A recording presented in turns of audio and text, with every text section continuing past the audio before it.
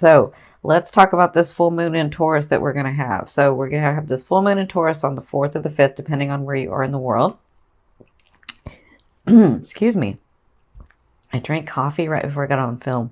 So, this full moon in Taurus, let's talk about, so full moons are about gains and completions, but it's also about letting go of things, right? And I explain it this way. So if from your whole self and your higher self and your whole being, you can accept unlimited amounts of energy. But in this resonance on this earth, in this vibration, there is only so much energy that can run through you, right? And so if you're holding on to things that no longer serve you, or situations that no longer serve you, or people that no longer serve you, and I know that sounds harsh, but sometimes we just grow apart, right? So if you hold on to those things or past trauma, and you guys have had a lot of trauma growing up, I don't think people understand that, but you've seen a lot. Trust me, I know, I can see it. And so those things, because you're so brave and you're such a warrior and you just kind of just do what you need to do, right? Because of that, you may have this past trauma that you didn't even realize you had, because you just kept going and you just kept living. And then it went years and years and you don't even realize that you have it, right?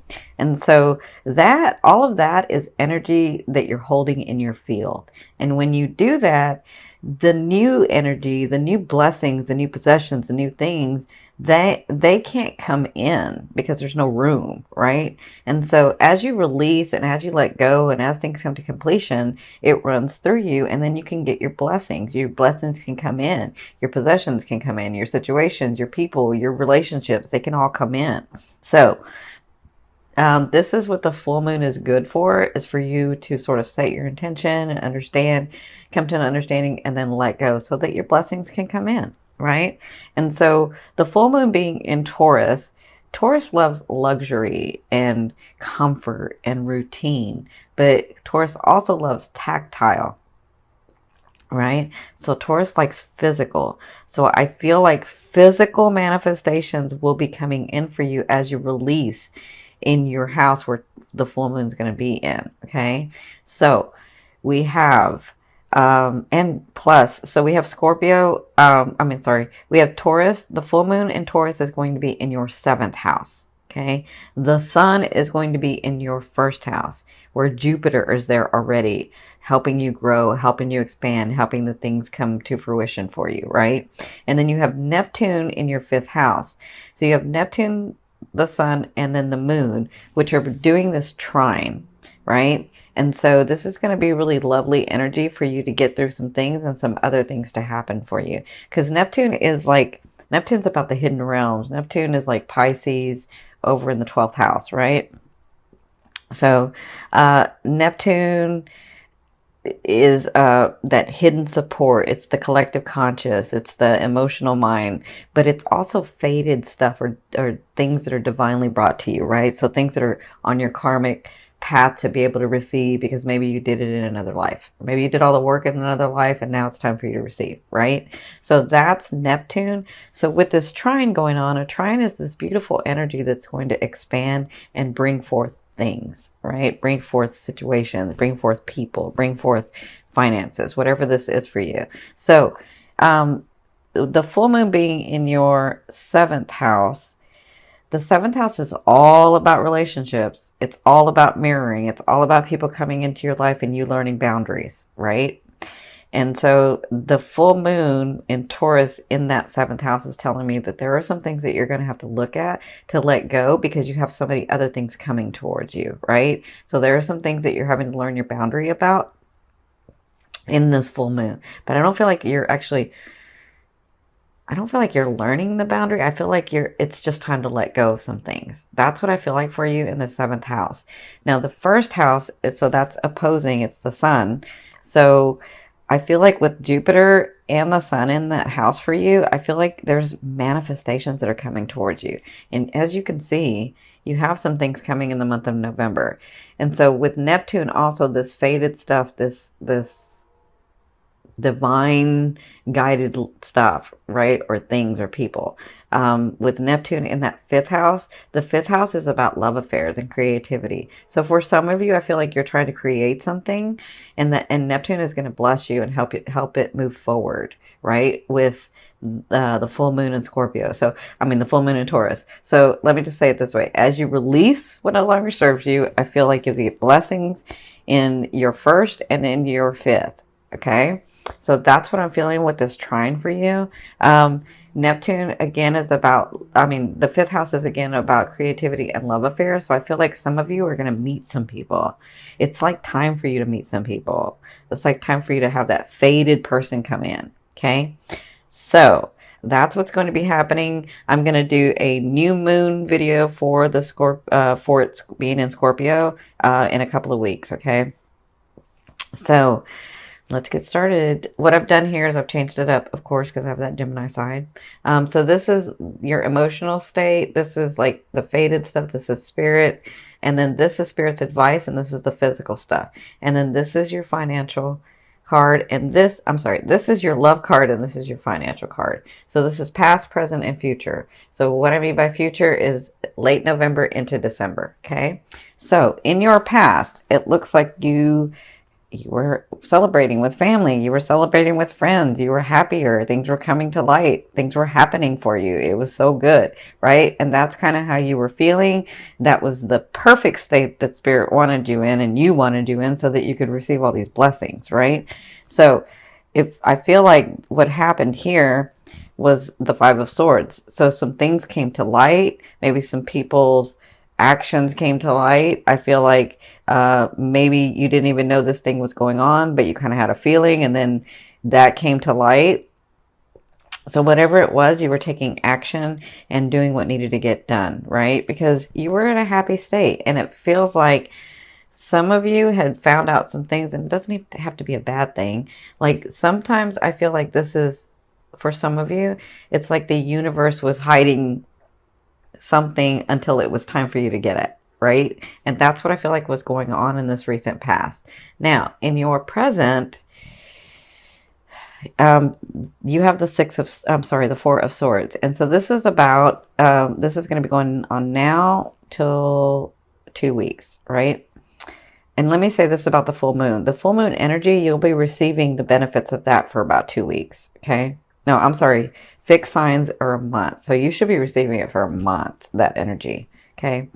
Now, the reason, before I get to this, because I forgot to say this, the reason the full moon and the new moon are so important is because they're going to be hitting on the eclipse point. Remember where we had those eclipses? So they're going to be hitting on that eclipse point, meaning that they're going to reactivate everything. So just when you think, oh my God, am I not going to get any more? Is it going to stop coming? It's reactivating again. Okay. So don't worry. You got a great year coming, Scorpio. So for you guys, again, the full moon energy is going to be for about a month for you, because all fixed signs are going to, they're going to be able to benefit for a month for that full moon. So in your present, you have the Four of Swords, which is telling me that you have done everything possible in whatever situation you're thinking about or have been doing. There's no more that you can do. Okay. And sometimes you just have to let it lie and focus on something else. You'll pick it up later when the thing comes to you, or the situation comes to you, or the person comes to you. But for now, whatever this is for you, it's about you letting go. I keep hearing letting go and letting God. That's funny that I think I heard this for Scorpios last time. So they're saying let go and let God, and move over here and do this other stuff, because you've already done everything possible for this. Okay. So this is in different areas for each one of you, because this is such a big group. But if you have been working on something and it's just not coming through, or this person is just not understanding, or this thing is just not going, they're saying let it lie. Excuse me. Let it lie. Come over here and focus on something else, because I keep hearing, let us do our work so that they can come in, so that those things and those people and those situations can come in, right? That's what I'm hearing. So I feel like, because this is in your present and this is what's going to be coming. Some of you it's work, some of you it's love, like romance. Some of you it's family. Okay. So I'm talking about this. So the Page of Coins, and this is for the from now to the next 2 weeks, and I don't think this is just one thing. I think this is a couple of things. You're going to be receiving news that is going to be felt on a financial level, on a possession level, because the coins to me, or the pentacles, is finance, material stuff. So this is going to be felt on a material level. Okay. Now, this is news that you're going to be receiving. When you get this news, whatever you do with it, it will grow, right? So for some of you, I feel like this is a person that comes in to help you and then sort of gives you that break, or sort of gives you that inspiration, or sort of gives you that missing piece that you were wanting for this project, or for this thing to work out, or for whatever this is.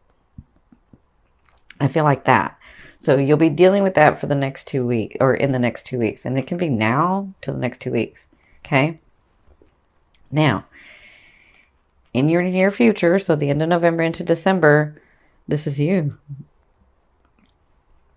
I know you're a water sign, but this is your characteristic. And this is how you'll be thinking. This is what you'll be feeling. This is kind of the actions you'll be taking.